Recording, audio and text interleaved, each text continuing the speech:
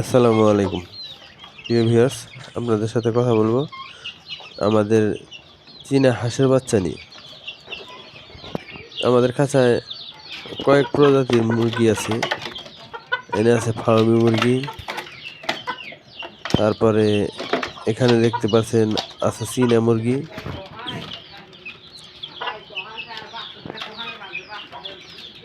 তো তারপরে আমাদের আছে কিছু চীনা হাঁসের বাচ্চা, তারপরে পাশের খোপে আছে, এখানে কিছু আছে হাঁসি মুরগি বাচ্চা। আমি হাট থেকে মুরগির বাচ্চাগুলো সংগ্রহ করেছিলাম। এখানে 17 পিস মুরগির বাচ্চা আছে, অনেক শক্তিশালী, রোগ বিধি ক্ষমতা মোটামুটি ভালোই। পরবর্তী কি হবে এটা আমি জানি না, এখন আপাতত মোটামুটি ভালোই আছে। খাঁচায় মুরগি পালার কারণ হলে আপনার যে মলমূত্রগুলো এগুলো নিজে পড়ে দেওয়া। এখানে দেখতে পাচ্ছেন একটা আছে সিল্কি মুরগি। আমি 3টা সিল্কি মুরগি আনছিলাম, 2টা বাচ্চা মরে গেছে। আর 4টা আছে কাদারনাথ মুরগি। আমি 4টা কাদারনাথ মুরগি আনছি, 4টাই আল্লাহর রহমতে বাইচে আছে।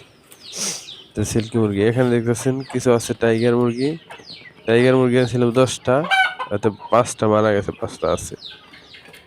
তো মারা যাওয়ার কারণগুলো কি অতটা বোঝা যায় না, হাট থেকে সংগ্রহ করা তো, এর লিগে তো অত এটা বুঝতে পারি না। এখানে ফার্মে মুরগি ওই জায়গায় আছে, ওই খোপে আছে 2টা। এখানে যে একটা অনেক ঝগড়া করে, ঠুকরি করে, তো এই ফার্মি মুরগির গলা টলা অনেকটাই চামড়া টামড়া তুইলা ফালাইছে, এর কারণে এটা আলাদা করে রাখছি। আমার এখানে যদি হাঁস মুরগি আছে, তার মধ্যে চীনা হাঁসের বাচ্চাগুলা আর কাদারনাথ 4টা মুরগি, এই কটাই দেখছি অনেক মানে রোগ বিধি ক্ষমতা ভালো। তা 6টা হাঁসের বাচ্চার মধ্যে 6টাই আছে, একটা সমস্যা হয় নাই। আর 4টা কাদারনাথ মুরগির মধ্যে 4টাই আছে, একটা সমস্যা হয় নাই। মানে সিল্কি মুরগি 3টার মধ্যে 2টা মারা গেছে, একটা আছে, একটা সমস্যা। ফার্মি মুরগি 5টার মধ্যে 3টা আছে, 2টা মারা গেছে, এটাও তো সমস্যা। টাইগার মুরগি 10টার মধ্যে 5টা মারা গেছে। এনে হাট থেকে কিছু সংগ্রহ করছিলাম খাসি মুরগির বাচ্চা, যে পরবর্তী কোনো ভিডিওতে জানানো হবে এর কি অবস্থা। এখন আপাতত মোটামুটি ভালোই আছে। তো খাঁচায় মুরগি পালন করাটা হলে যে মুরগির যে মলমূত্রটা, ওটা যদি মুরগিতে ফ্লোরে পাললে, আমরা যখন ফ্লোরে পালি তখন এই ময়লাগুলো পাড়ায়, এই ময়লাগুলোর মধ্যে যখন খাদ্য পড়ে, এগুলো ঠুকুর মেরে খায়, তখন রোগ বিধানটা বেশি হয়।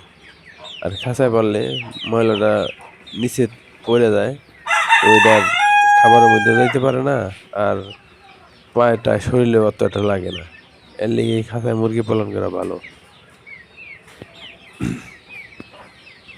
আমি দেশীয় খাবার খাওয়াই, যেমন গম, ভুট্টা, ছোলা, ডাউল, এগুলো মিক্সার করে ভাঙিয়ে এইগুলোই খাওয়াই। খাবারের তো প্রচুর দাম, এর লিগে আমি এগুলোই খাওয়াই। তো যাই হোক, দেখি আল্লাহ পাক করে, পরবর্তী আশায় রইলাম। আর আমি চিন্তা করছি সামনে